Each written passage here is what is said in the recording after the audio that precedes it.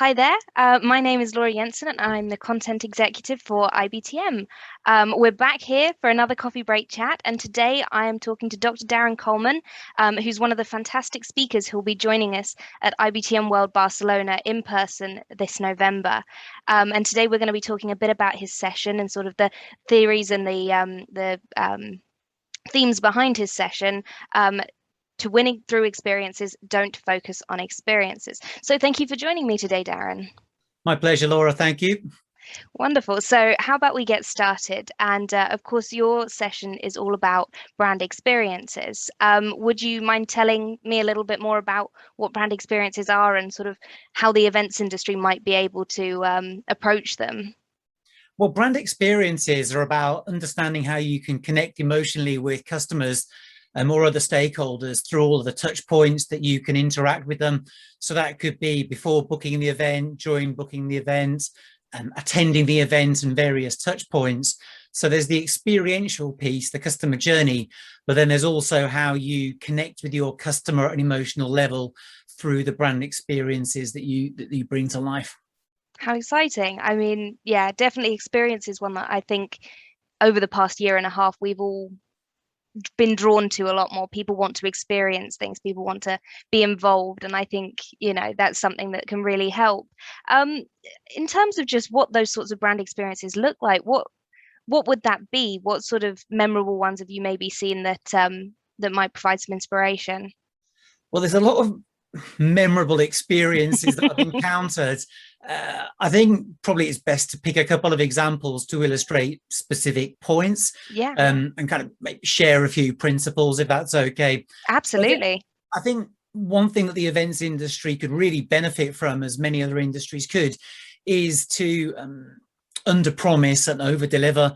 Let me illustrate that point with an example. So years ago, we did some work for a bank in the Middle East, and unfortunately this country that the bank was located in was experiencing a lot of social turmoil, political unrest, and we needed to get their brand guidelines, and we needed to get them fairly quickly to do a report for them. And we were worried, one, about the speed, and two, whether the brand guidelines would actually turn up. So I was rushing out of our office the one day, and all of a sudden, this gentleman, immaculately dressed from FedEx, turned up and said, "Sorry to bother you, we've got a package for Mr. Coleman at Wavelength Marketing." That's me, signed for it really quickly. And I said, "I'm amazed it's here, let alone so quickly." And he said to me, he goes, "We always try to under promise and over deliver."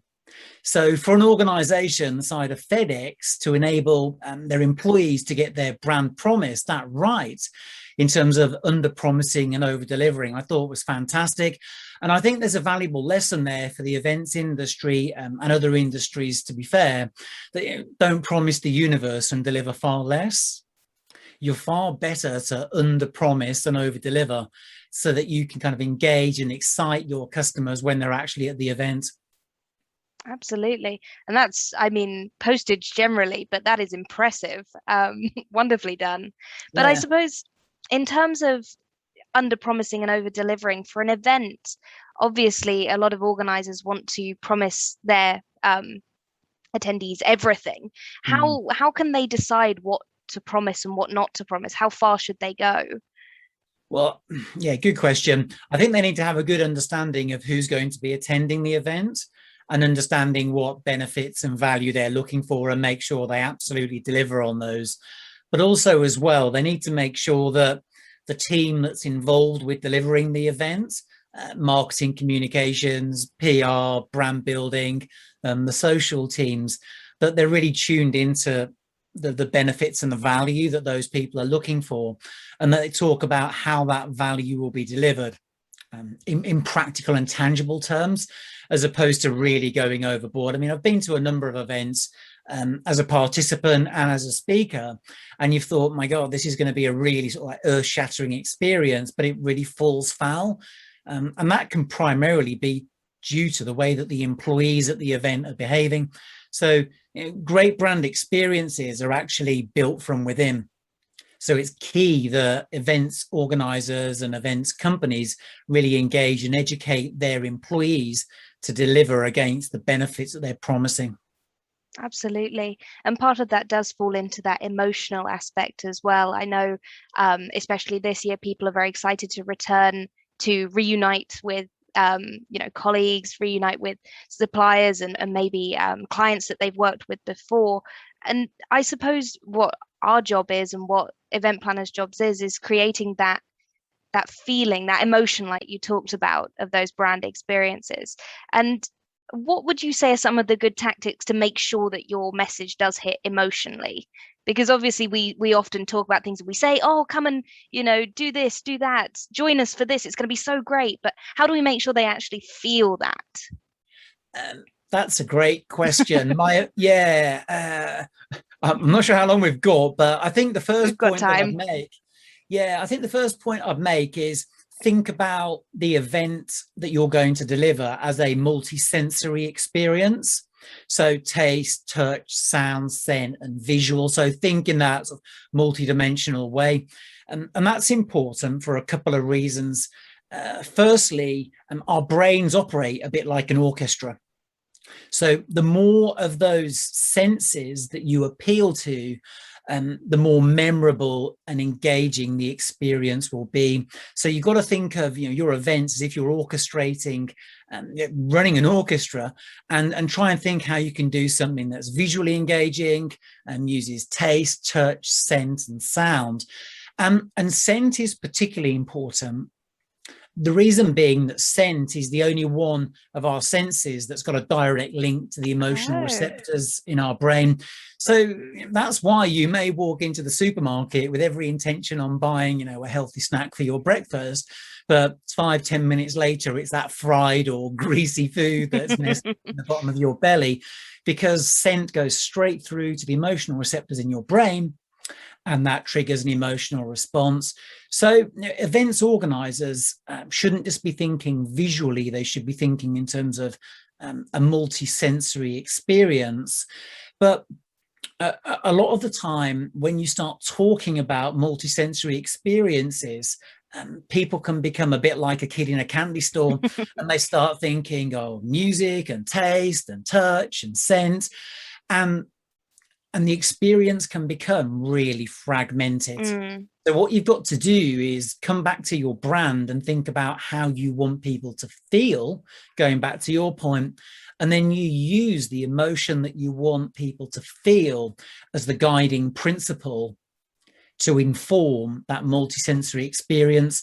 So I'll give you an example. There's an event in Austria, Graz, called 15 Seconds, and it's a really cool event.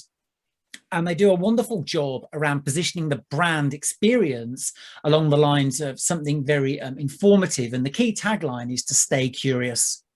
And they deliver these multisensory experiences through taste and touch, etc., that reinforce that core concept of curiosity, because they've got the guiding principle in place. And that's how you connect brand and experience. But if you just jump straight to the multisensory experience, what you'll find is things start to unravel and become quite fragmented, because you haven't got the core.